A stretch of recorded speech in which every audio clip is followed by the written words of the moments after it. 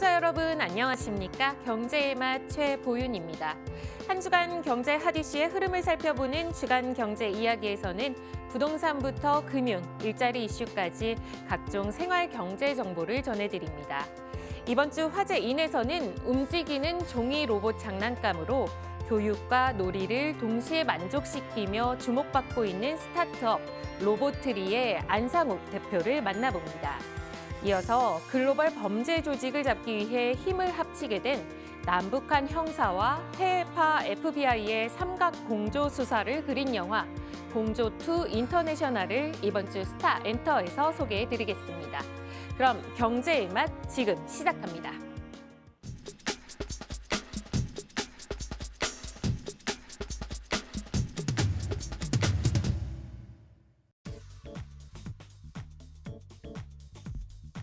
지난해 우리나라 합계 출산율은 0.81명.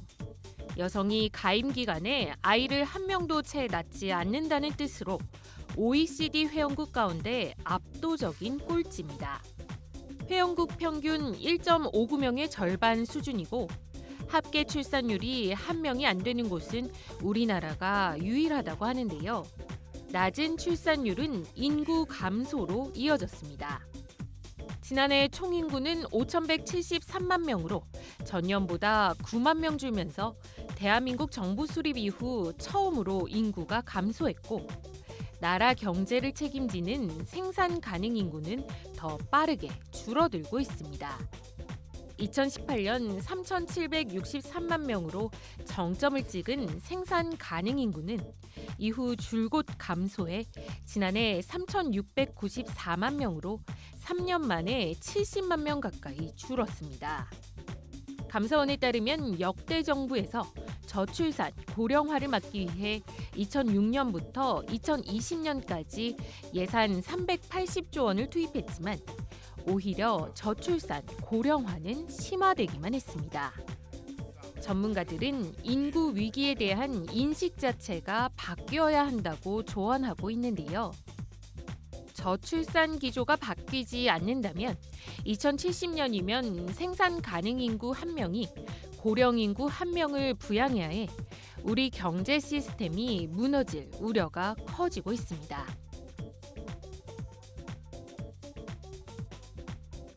최근 국내 최대 기업에서 스마트폰 신제품에 바닷속 폐어망을 소재로 사용했습니다.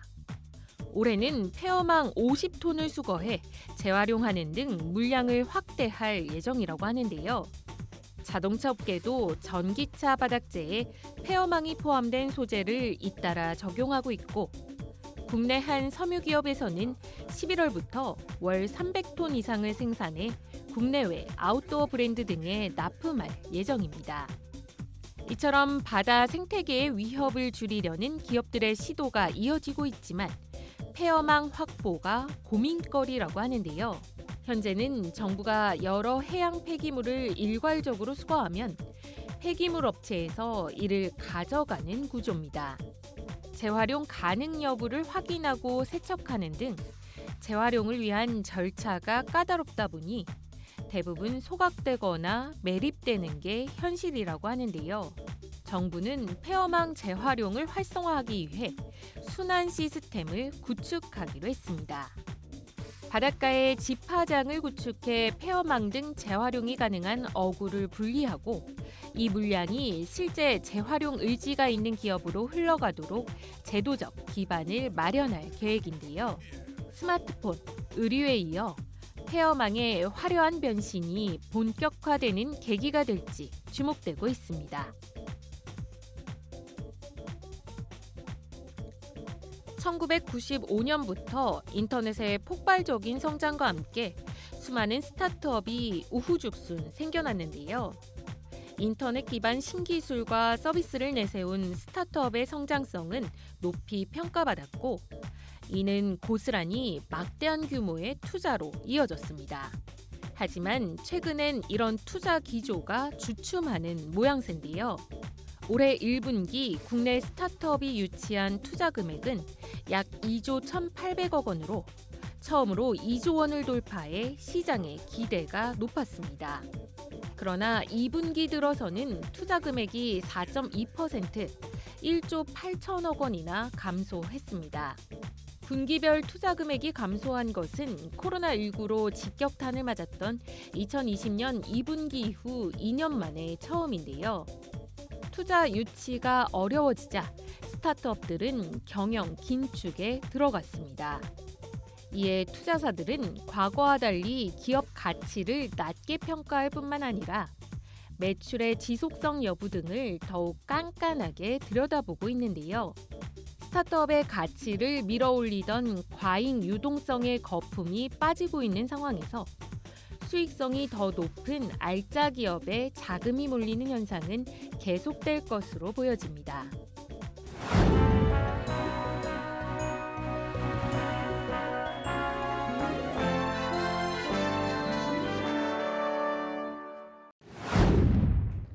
안녕하세요. 저는 3D 간편 커스텀 플랫폼을 운영하는 로보트리 대표 안상욱입니다. 만나서 반갑습니다.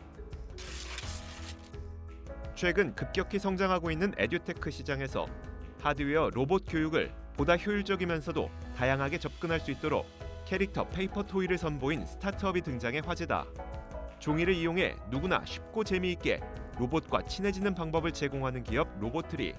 이들은 소비자가 종이 장난감을 직접 조립하며 내부에 있는 기계 구조를 자연스럽게 배우는 등 놀이를 통한 교육적 효과를 높이고 있는데, 이번 주 화제인에서는 움직이는 종이 로봇을 통한 로봇 교육 및 관련 콘텐츠 제작 기업 로보트리의 안상욱 대표를 만나본다.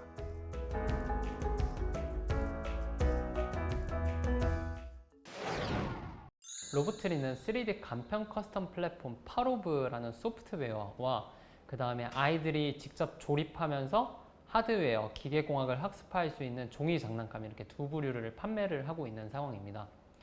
소프트웨어 같은 경우에는 아이들이 웹상에서 클릭만으로 로봇이나 아니면 메타버스 맵, 콘텐츠 같은 것을 커스텀 할 수 있는 웹 서비스고요. 그 다음에 앞에 보시는 것처럼 이 종이 장난감 같은 경우에는 안에 기계공학이 들어가서 아이들이 직접 조립하면서 구동이 되고 학습을 할 수 있는 일종의 스템 토이로 제품을 판매하고 있습니다. 로보트리라는 것은 이제 이런 RC카나 드론 아니면은 휴머노이드 같은 로봇들을 누구나 쉽고 편하게 만들 수 있고 접근할 수 있었으면 좋겠다라고 생각이 들어서 로봇에 대해서 여러 번 시도한다라는 뜻에서 로봇과 트라이를 붙여서 로보트리라는 이름으로 붙였고요. 사실 가끔씩 로봇 트라이가 아니냐라고 하시는 분들도 있는데 조금 어감상 편하게 만들기 위해서 로보트리라고 이름을 만들었습니다. 네, 일단 움직임에 있어서 저희가 구현을 하는데 한계는 없습니다. 다만 저희 주 타겟층이 초등학생이다 보니까 너무 어렵게 만들면 초등학생들이 조립을 못하는 문제가 생기더라고요. 그래서 요즘은 한 가지 제품당 한 가지 기계 원리가 들어가 있는 정도의 움직임을 구현을 해서 사용자들한테 제공하고 있습니다. 일단은 스토리 같은 경우에는 제가 대부분 고민을 많이 하고요. 아웃라인을 잡은 다음에 팀원들이랑 같이 공유를 하는 형태입니다. 그래서 예를 들면은 간단하게는 마술사 캐릭터가 있었으면 좋겠는데 라고 제가 이제 얘기를 하면은 그 마술사 캐릭터에 대해서 성격은 어떻고 뭐 특징은 어떻고 움직임은 어땠으면 좋겠다라는 것을 팀원들과 개발자들이랑 같이 이제 디벨롭을 하는 형태입니다. 일단은 만화 같은 거를 좋아해서 만화를 많이 보면서 아이디어를 좀 많이 얻는 것 같고요. 사업 시작하면서는 초등학생들이 좋아하는 애니메이션 같은 것들을 좀 많이 봤었어요. 근데 이 초등학생들이 좋아하는 포인트가 생각보다 성인이 좋아하는 포인트랑 그렇게 어긋나지 않는 경우도 있거든요. 예를 들면 펭수 같은 것이라든지 그런 부분에서 봤었을 때 성인들이 재미를 느낄 수 있는 포인트면 아이들도 재미를 느낄 수 있는 포인트가 있겠구나라고 해서 그런 부분에서 좀 많이 차용을 해오는 것 같습니다. 일단은 조금 조립에 어려워하는 친구들은 사실 조금 너무 만들기가 어렵다라고 얘기는 하지만 그래도 그걸 분명히 성공을 했을 때 성취감을 느낀다든지 아니면 여기에서 학부모님들이 교육에 대해서 학습할 수 있어서 아이들은 좋아하고 교육적 이론도 같이 가미가 되어 있어서 제품에 대한 만족도가 좋았다라고 나오는 피드백들이 있습니다. 네, 일단은 아이들이 쉽게 소프트웨어나 하드웨어 아니면 이제 로봇을 만들 수 있게끔 하는 이런 진입장벽 자체를 해소를 하려고 많이 노력을 해요.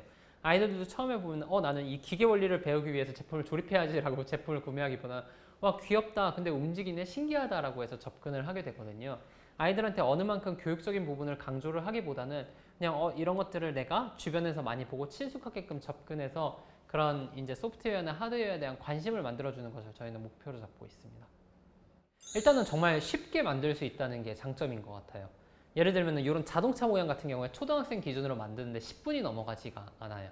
그래서 이 제품 같은 경우도 실제로 구동이 되는 제품이거든요. 앞에 센서도 있고 LED도 있어가지고 작동을 하고 이것들을 이제 만드는 데 있어서의 소요 시간이 10분, 10회 미만 클릭으로도 정말 간단한 로봇을 만들 수 있다는 게 첫 번째고, 두 번째로는 기존 3D 커스텀 같은 경우에는 다 피규어 형태로 제한이 되어 있어요. 움직이지 않아요. 근데 저희 제품 같은 경우는 실제로 로봇이나 드론처럼 이렇게 움직일 수 있다는 게 차이점이 두 번째가 있고요.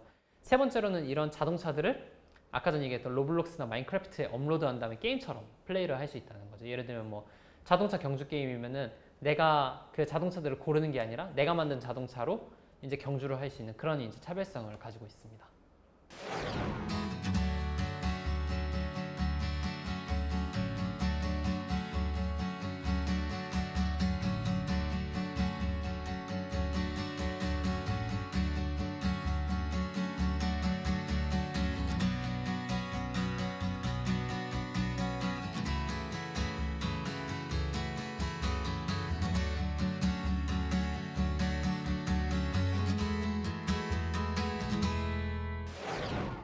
일단은 제가 문과생 출신이고요. 그 다음에 로봇이나 아이언맨 같은 거에 관심이 많이 있었어요. 그런데 이게 제가 공부를 해보려고 하다 보니까 너무 어렵더라고요. 실제 소프트웨어 같은 경우에는 코딩 학원을 다니지 않으면 수업하기가 너무 따라가기가 어렵고, 그냥 하드웨어나 로봇공학 같은 경우에는 실제로 대학교 말고는 거의 방법이 없는 상황이더라고요. 그래서 저랑 같은 문제를 초등학생들도 똑같이 겪고 있구나라는 것을 이제 깨닫게 됐고, 이런 친구들한테 장난감이나 완구류로 조금 더 쉽게 접근을 할 수 있는 방법이 없을까 고민을 하다가 회사를 설립하고 제품을 판매하게 되었습니다.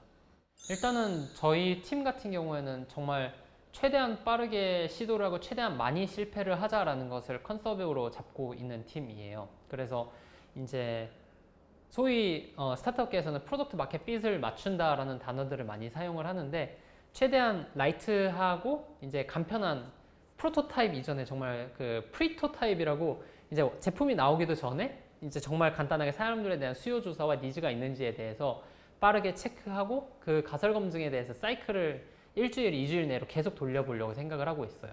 그래서 사용자들이 어떤 걸 좋아하는지, 어떤 부분에 있어서 흥미를 느끼는지에 대해서 빠르게 테스트를 해보고, 그다음 여기에 대해서 피드백을 받아서 제품을 계속 개선해 나가는 상황입니다.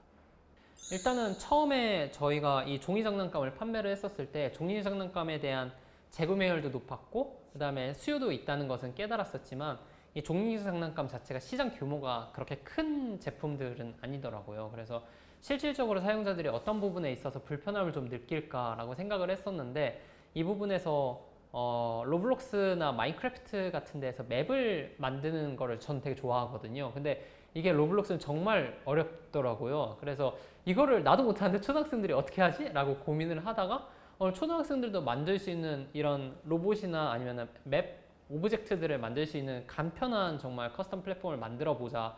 이거 아이들한테 정말 편하고 쉽게 제공을 할 수 있겠다라고 생각이 들었었고, 이 부분을 이제 사용자들한테 가설 검증을 해나가다 보니까 조금씩 좋은 데이터가 쌓여서 투자도 좀 들어오게 되고 좋은 인력도 채용을 하게 되고, 어떻게 보면 아까 전에 얘기했던 PMF도 조금씩 찾아 나가고 있는 과정인 것 같습니다. 일단은 이런 이제 스탬토이라든지 아니면 메타버스 3D 커스텀 같은 경우에는 국내에도 수요가 확실히 있지만 해외에는 정말 폭발적으로 수요가 많구나라는 것을 깨달을 수가 있었어요. 우리나라 같은 경우에도 초등학교 유저들이 사실 전체 초등학생 수가 200만 명이거든요. 근데 로블록스 같은 경우는 지금 초등학교 유저 수가 우리나라의 10배가 넘어요. 거의 한 2,500만 명 정도의 초등학생들이 로블록스에서 심지어 DAU로 매일 들어오고 있는 상황이에요. 그러다 보니까 이쪽 시장에서 우리가 조금 자리를 잡으면 조금 더 좋은 피드백을 받을 수 있겠구나라고 하고, 바이어들도 그 부분에서 가장 관심을 좀 많이 가지는 것 같고요. 그 다음에 일본 같은 경우에는 이제 보통 이런 교구나 완구 같은 경우에는 학부모와 아이들 동시에 만족시키기가 좀 되게 어려워요. 왜냐하면 교육적 효과가 뛰어나면은 아이들이 재미없어하고, 아이들이 재미있어하면 교육적 효과가 없는 경우가 많거든요. 근데 저희 같은 경우에는 아이들이 가장 가지고 싶은 제품 일본 그 아마존 카테고리에서 1위를 했었는데, 또 베스트셀러 같은 경우는 10위 안에 항상 들고 있거든요. 그래서 큐브를 제치고서 저희가 1위를 했다는 걸 보고서 아무래도 그 초등학생들과 학부모를 동시에 좀 만족시켰던 성과가 아닌가라고 생각하고 있습니다. 네, 일단은 저희가 크게 두 가지 정도로 보고 있는데요. 첫 번째로는 이제 국내에 아이스크림 에듀라는 홈런 AI 플랫폼을 운영하는 업체가 있습니다. 그 업체들이랑 커리큘럼을 좀 공동으로 같이 개발을 해서 사용자들한테 좀 제공해 나가려고 하는 게 첫 번째가 있고요. 두 번째로는 저희가 미국에 이제 저희의 제품에 관심을 가지는 완구업체들이랑 같이 협업을 해서 체험 부스를 좀 운영해 나가려고 생각하고 있습니다. 그래서 이 체험 부스는 저희가 직접 이제 가서 사용자들에 대한 반응을 좀 보기 위해서 지금 미국 캘리포니아주에 법인을 설립하고 주재원이 현재 거주 중에 있습니다. 초등학생들이 누구나 손쉽게 이런 로봇이나 아니면 이제 메타버스 맵을 정말 쉽게 만드는 것, 이게 이제 1차적인 목표고요. 두 번째로는 이제 그런 메타버스 종류들이 되게 많이 있잖아요. 제페토도 있고, 그 다음에 로블록스도 있고, 마인크래프트도 있고, 이런 메타버스들의 이제 생태계에서 간편하게 이제 어려운 것들이 아니라 간편하게 내가 오브젝트를 만들려면 뭘 써야 되지? 파로볼을 써야 되겠다라고 인식이 될 수 있는 그런 이제 자리로 좀 만들어 나가고 싶습니다. 일단은 저는 진짜 이런 3D 툴 자체가 많이 수요가 증가하고 있다 보니까 저희 서비스를 누구나 쉽게 썼으면 좋겠다라고 생각이 들고 있어요. 예를 들면은 유튜브 같은 경우에는 뭔가 콘텐츠를 잘 만들어서 업로드를 해야 되겠다라는 부담감이 있지만 뭐 틱톡이나 인스타그램 릴스 같은 경우에는 그냥 간편하게 촬영을 하면 누구나 쉽게 올릴 수 있는 그런 이제 플로우로 구성이 되어 있잖아요. 마찬가지로 3D 오브젝트가 뭔가 만들기가 어렵다라는 느낌보다는 이게 이렇게 쉽게 만들었는데 이게 메타버스에 업로드가 돼? 그래서 이 서비스 진짜 누구나 한번 써보게끔 만들고 싶다라는 것이 제 개인적인 목표인 것 같습니다.